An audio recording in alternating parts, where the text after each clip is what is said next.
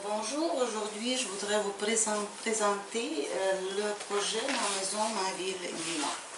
C'est le projet avec les élèves des pays différents, donc c'est le projet international de longue durée avec les élèves de 15-16 ans. Au cours de ce projet, le but de ce projet consiste de 3 parties. Premièrement, que faire?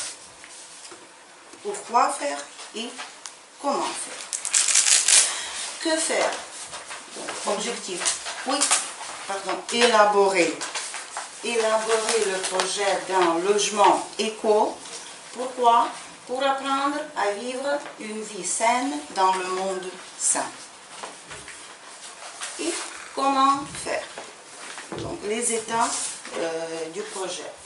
Premièrement, aux premières étapes, c'est la formulation du problème et des objectifs du problème.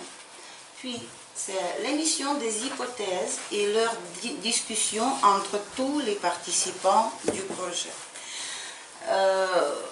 On cherche les participants sur Internet. Pour ce but, on crée le site web et on discute le problème sur le Facebook, sur n'importe quel réseau spécial et sur ce site web, ou si tous les participants sont les membres de la plateforme eTwinning, alors on peut la résoudre sur cette plateforme. Puis, c'est la discussion autour des méthodes et autour de la recherche, et de la recherche, des voies de recherche de ce problème. Puis, ce sont les recherches de l'information, analyse des données et préparation du produit final. Comme produit final, nous proposons de faire le panneau avec le maquet de bâtiment écologique, du logement écologique. Et puis, comme l'étape finale, c'est la réflexion, évaluation et conclusion. La première étape, après l'étape préparatoire, c'est l'étape pour les professeurs qui participent au projet. Et puis après cette étape préparatoire, nous commençons l'étape théorique. Ici, c'est la présentation du professeur, ou bien des professeurs, des professeurs avec leur groupe d'élèves. Mise au courant des critères des travaux que les élèves montrent. Les élèves forment des groupes, la discussion du problème en groupe des élèves, puis la répartition des responsabilités en groupe. Quand ils voient le problème, ils ont discuté ce problème et ils donnent les obligations au sein du groupe. Et mise au courant des règles de communication sur Internet, puisque nous communiquons sur Internet quand nous trouvons la discussion, quand nous tâchons à résoudre ce problème. Et puis c'est l'étape pratique. On trouve des partenaires sur Internet. Si quelqu'un n'a pas vu, si quelqu'un veut être le participant du projet encore, on cherche des matériaux et l'information sur le problème sur Internet ou bien sur les manuels. Ici, sur cette étape, on propose de faire un sondage aux écoles parmi les professeurs et les élèves comment ils voient ce problème. Puis on classifie et analyse l'information trouvée et on crée la présentation avec les résultats trouvés.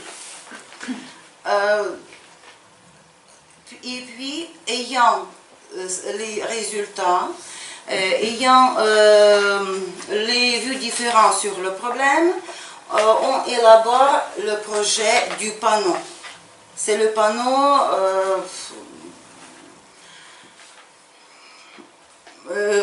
on peut faire ce panneau comme avec les crayons et avec le logiciel spécial sur un ordinateur. Cela dépend des désirs et des possibilités des groupes.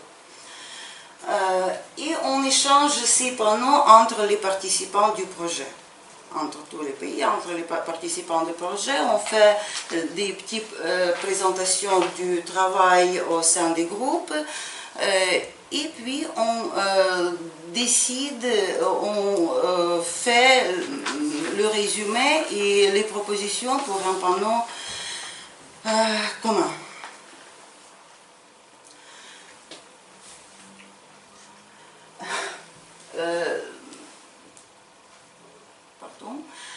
Les ressources à utiliser pour résoudre ce problème, c'est premièrement les ressources théoriques que le professeur propose aux élèves. En général, ce sont les articles concernant l'habitat, les problèmes écologiques. Et si vous me permettez, je vais vous dessiner quelque chose.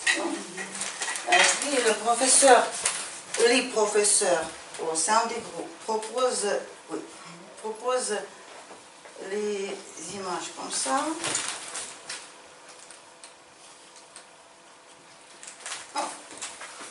Les pas.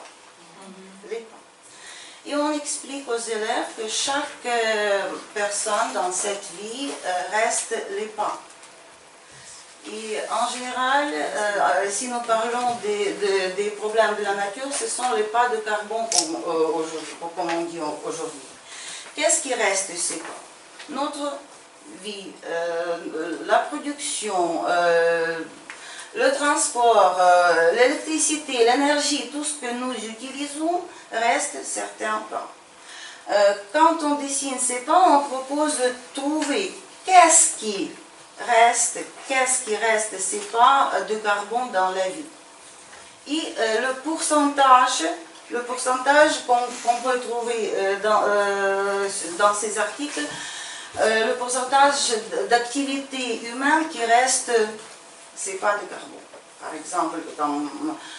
Par exemple, l'utilisation de la viande, c'est 87%, disons, etc. Puis on tâche de décider ce que nous pouvons faire nous-mêmes pour diminuer l'influence de ces pas de carbone sur la nature et sur notre monde. Et puis, par exemple, utiliser les lampes économiques, ou bien utiliser le vélo et pas l'automobile. Et puis, qu'est-ce que nous pouvons utiliser pendant le projet d'un immeuble, ou bien du bâtiment, du logement éco? Donc, des lampes, du vélo, nous parlons du quartier aussi. Et toute l'information nécessaire pour ça, on peut trouver dans ces articles proposés. Puisque c'est le projet international, nous échangeons nos idées en utilisant des ressources spéciales. Par exemple, le remue-ménage entre tous les participants du projet. Pour les remue-ménages, nous utilisons le site twidla.com. Qu'est-ce que c'est? C'est le tableau blanc où chacun peut dessiner, peut faire n'importe quoi. Oui, le sondage dans les écoles parmi les élèves. Pour ce sondage, nous utilisons le site tricider.com. Et pour le logo, pour le sondage concernant le logo du projet, on peut l'utiliser aussi. Puis, je n'ai pas écrit ici, pardon, le site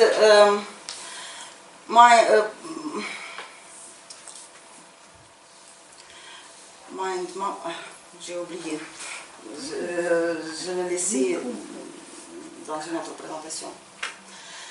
Pour créer les cartes heuristiques, on utilise aussi des sites spéciaux et ces cartes heuristiques, c'est pour analyser les parties différentes de ce problème. Puis les ressources pour les échanges des idées,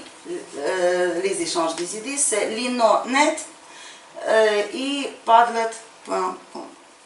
Ici, vous pouvez échanger vos idées dans n'importe quelle forme. Et on organise notre collaboration en ayant créé le site web sur la plateforme wix.com. C'est tout.